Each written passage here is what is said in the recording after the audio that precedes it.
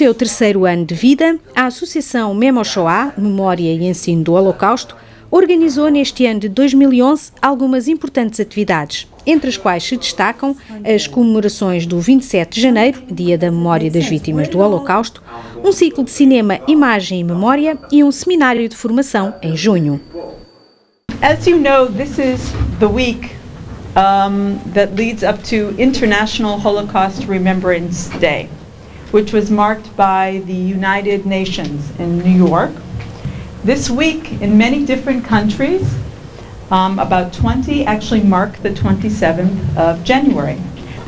The 27th of January, does anyone know what we're commemorating? It's when the camp was what's called liberated. Now, what does liberation mean to you? What is that word, liberation? Freedom. Freedom. Freedom. Okay, other people? So they're free, the people in the camp. Does anyone know how many people were in Auschwitz when the Soviet troops came? How many people were there? Does anyone know? 5,000. 5,000, you're very close. Very few times do we get to have this opportunity to go into schools. We have at Yad Vashem, we work with, of course, the teachers from Europe. We work with 30 countries, of course, including Portugal. But many times we don't get to see the actual projects of the teachers, and this is a very unique opportunity, and I'm very pleased to have it so that I could actually not only meet with the teachers, but actually go into their schools, and we would like to do more of this. Como parte do contrato de leitura do 12º ano, eu li o livro A Noite de Elie Wiesel. Só para falar um pouco dos antecedentes do livro, Elie Wiesel é um sobrevivente do Holocausto que passou por alguns dos campos mais importantes, campos de concentração. Our presentation is going to be in English because we were asked to do so, and we're talking about Oskar Schindler. He was described as the unforgettable lifesaver of 1,200 persecuted Jews. Only the brave men and women who survived this terror can possibly begin to understand how such a thing was even allowed to happen. Há toda uma reflexão política que pode ser feita na escola e deve ser feita na escola. Os programas, desse ponto de vista, ficam muito aquém. E o professor terá que aprofundar aquilo, esse fenómeno que foi o Holocausto, e o significado do Holocausto deve ser aprofundado nos programas, sejam eles de história, desde o 9º ano, de história do 12º ano, da filosofia. Portanto, penso que deve ser um momento de reflexão à escola. We are very pleased that 75 teachers from Portugal have studied here, studied in Israel at Yad Vashem over the past 3 years, and it's very gratifying to see that the teachers through their studies come back to their schools and their communities and create projects with their students. It's clear from the projects that we've seen today that a lot of time and effort has been made also by the students, also by the teachers, and that just shows that the Holocaust can be taught here in Portugal, and that the children do I think connect with the material, especially by reading survivor memoirs like those of Elie Wiesel and Primo Levi that I heard today. Sabia o que era o Holocausto, mas não sabia como é que poderia pôr os alunos a trabalhar. Contudo, acho que foi muito fácil, depois daquilo que nós recebemos, de passar ideias.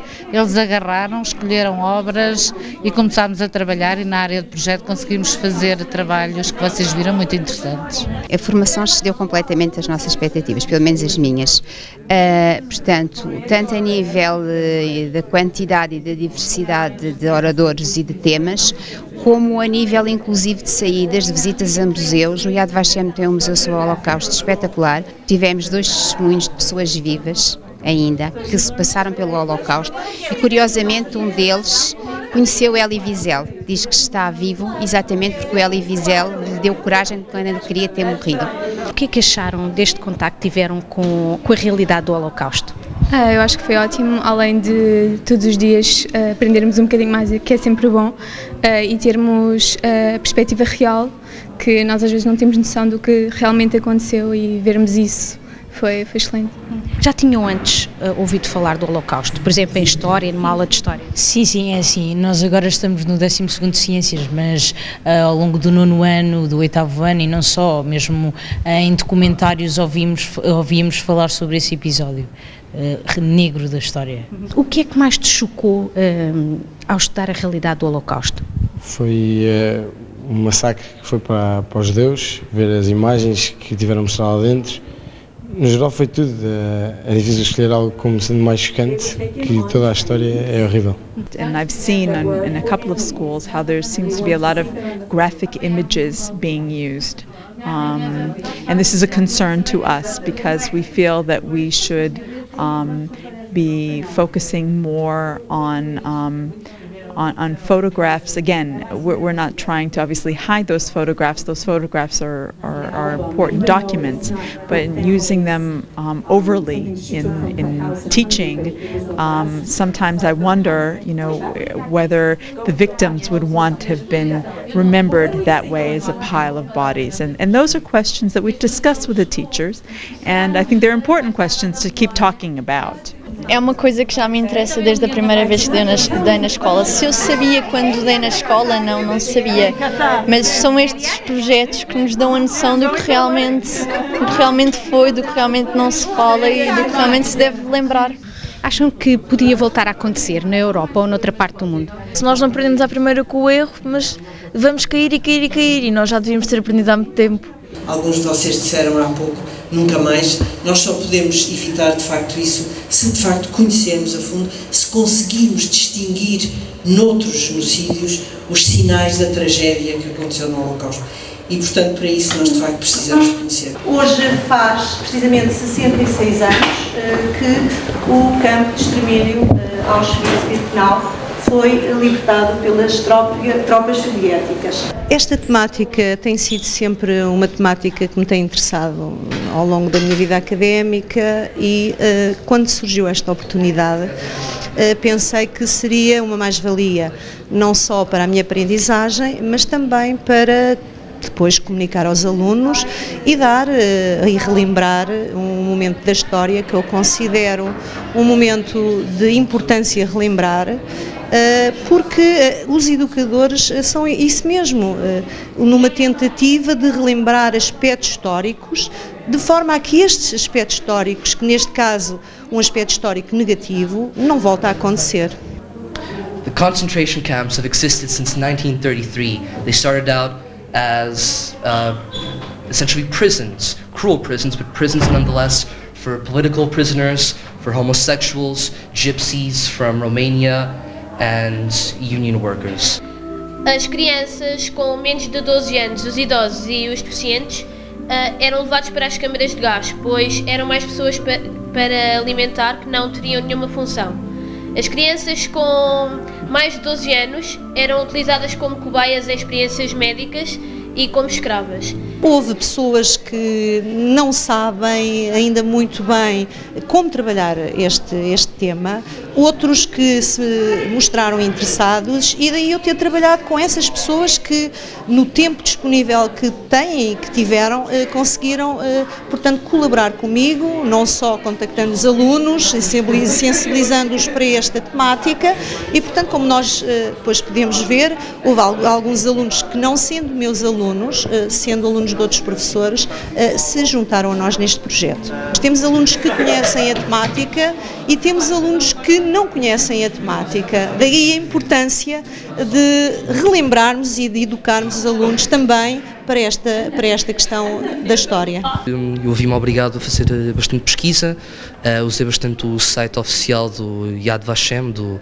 Instituto Internacional para o Holocausto em Israel, portanto tive acesso a... como é que eu ia dizer?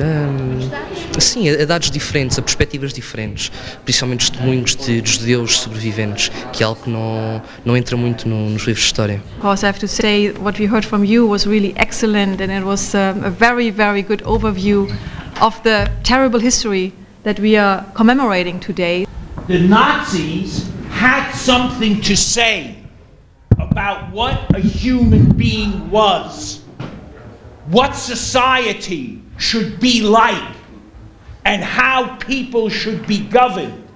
They had a message, and they wanted that message to take over the world.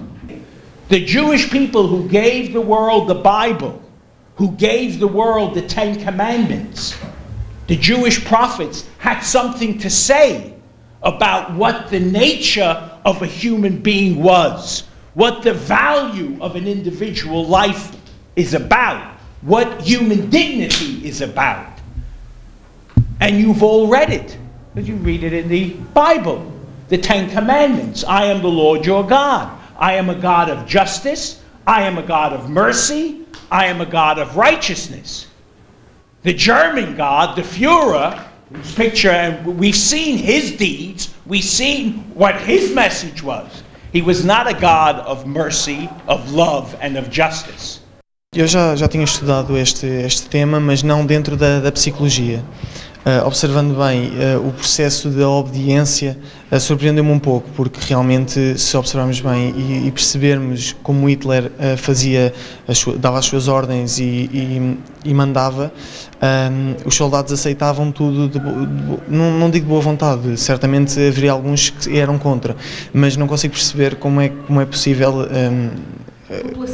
exatamente, a população não se opor, não haver revoltas. The Nazis said, we know what human beings are like. We know what Jews are like. There are certain characteristics to Jews. There are certain characteristics to blacks. We know what they are.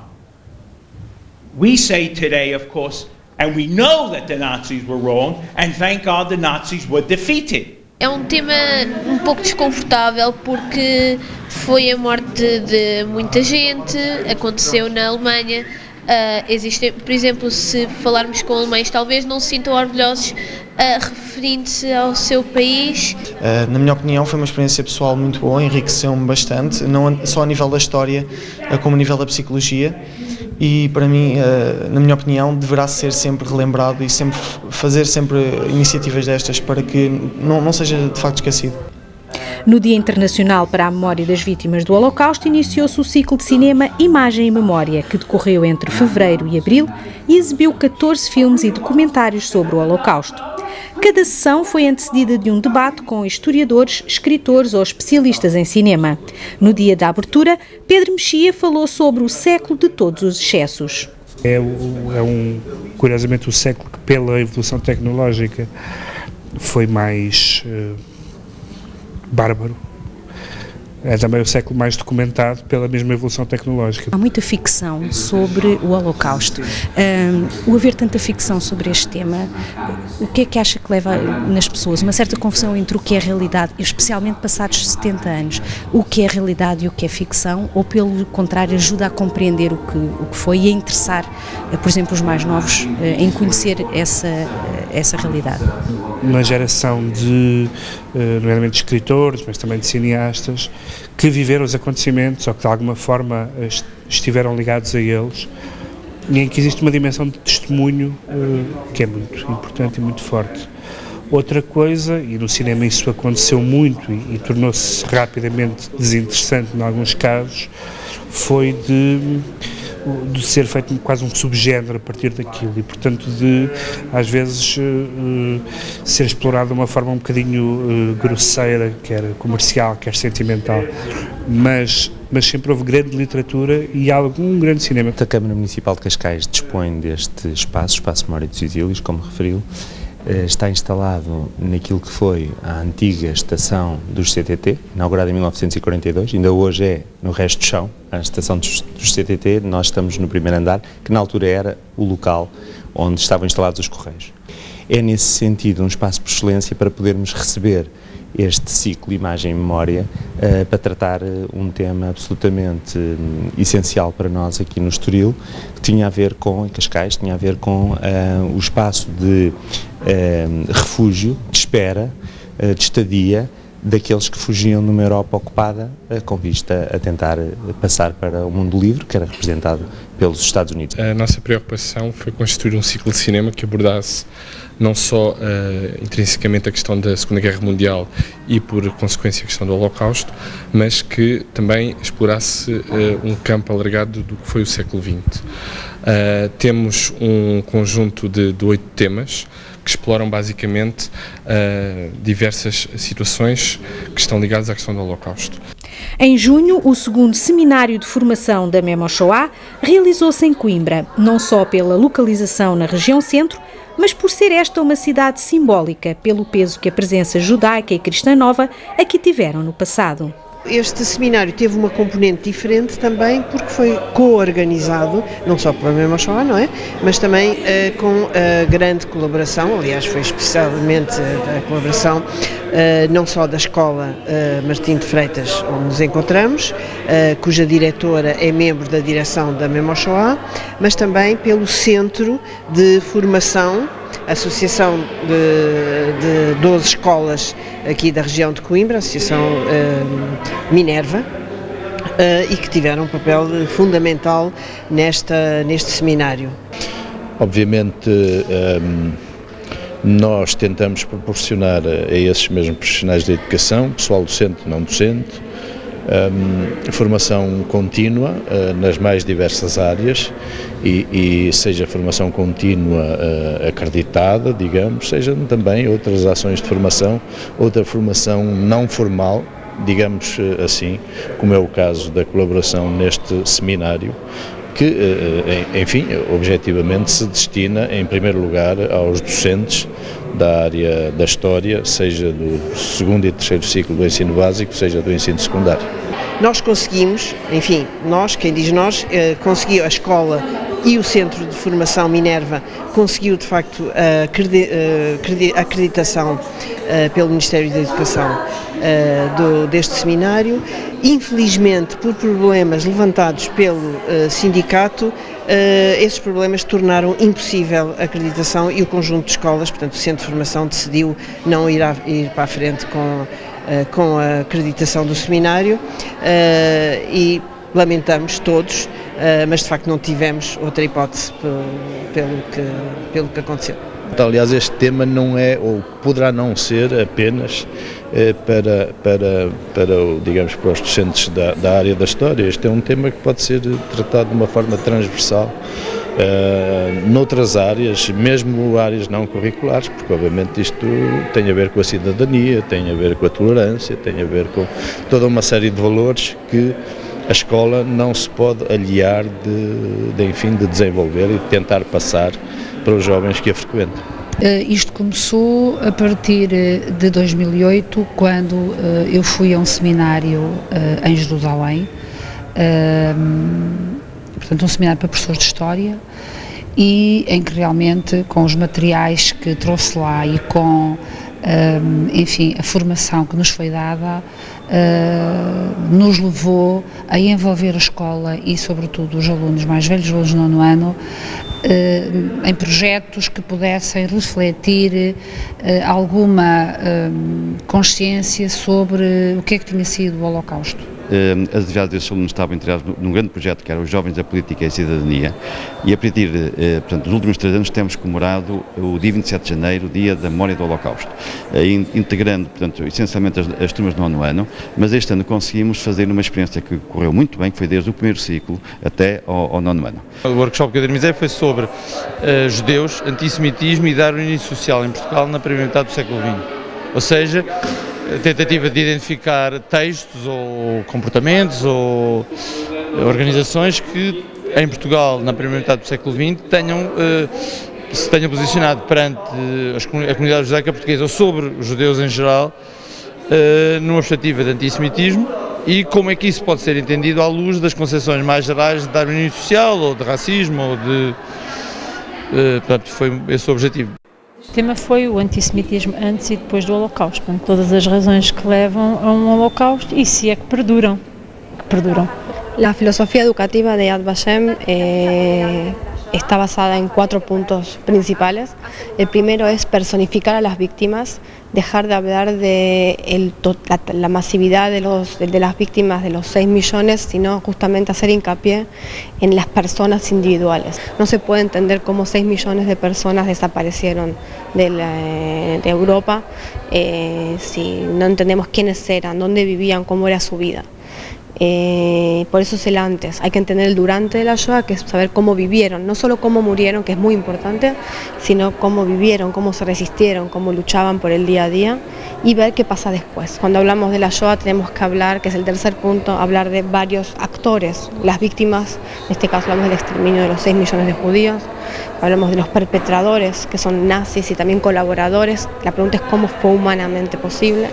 Y hablamos de las personas que miraban de costado, que son los observadores pasivos o los bystanders, y los justos de las naciones, que son las personas no judías que arriesgaron su vida para salvar judíos. Y por último, al hablar de la Shoah hablamos de una perspectiva universal y particular judía, de identidad judía, y universal porque la Shoah tiene que ver también con el tema del respeto de los valores, los derechos, la ética, la moral, y tenemos que entender también que bajo el régimen nazi hubo otras víctimas también, entre ellos enemigos políticos, gitanos, homosexuales, testigos de Jehová, discapacitados. Em termos de segundo ciclo, trabalhamos já a nível da língua portuguesa, da formação cívica, da questão de valores, da questão da importância de valores humanos, numa época em que a palavra crise pulula nos nossos dias, por isso foi sobretudo trabalho a nível de valores e também de língua portuguesa. Vocês partiram de um livro. Sim. Que se chama? Queria voar como uma borboleta. E a história do livro é uma história muito dura, não é? É, um bocadinho. Como é que é? A história fala de quem? É uma menina judia que foi vítima do Holocausto, mas consegue sobreviver. Mas a família dela, não? Não. O pai acaba por morrer. Só a mãe e ela que sobreviveram? Sim. Eu só conheci o Anne Frank, e Anne Frank era uma heroína que tinha perecido, ou seja, tinha sido eliminada durante o Holocausto. A Hannah dá-lhes outra esperança, sobreviveu, é o outro lado. Como é que os vizinhos reagiram no final? Patinávamos sobre o gelo. Fingiram que não as conheciam. E a casa delas? Estava ocupada por outras famílias, uma família polaca. É uma história lindíssima, para já porque tem muitos valores. Foi feita a adaptação por mim, António Martins e pela professora Aurora Paz, e ilustrada, e é uma história verídica e tem para eles um valor. Ou seja, mais uma vez o Holocausto é visto à luz da personalização das personagens. O que é que vos pareceu assim mais terrível na história da Hannah? Foi os alemães tratarem tão mal as pessoas e depois acabarem por os matar só por serem de outra religião. Uma das questões que eu assinalei na carta de motivação que apresentei e que me espanta muito é muitas vezes ser questionada por parte dos meus alunos: ó professora, mas isto não é verdade. Isto não aconteceu, pois não? Ou seja, acabam por ler aquelas histórias um pouco como obras de ficção. Exato. E há que destruir um bocadinho, totalmente, essa ideia de que aquilo não é entertainment, não é uma história de terror. E há necessidade de lhes falar sistematicamente nisso. E nós, como não temos na escola propriamente formação específica, temos que adquirir por fora, não é? Por isso também iremos a Jerusalém, não é? Não há nada como ir ao cerne da questão. E as opiniões que colhemos dos grupos que já estiveram lá noutros anos são muito favoráveis. Dizem que é uma experiência que só tem o senão de ser extenuante, porque acho o ritmo de trabalho que é muito exigente relativamente à nossa cultura, não é?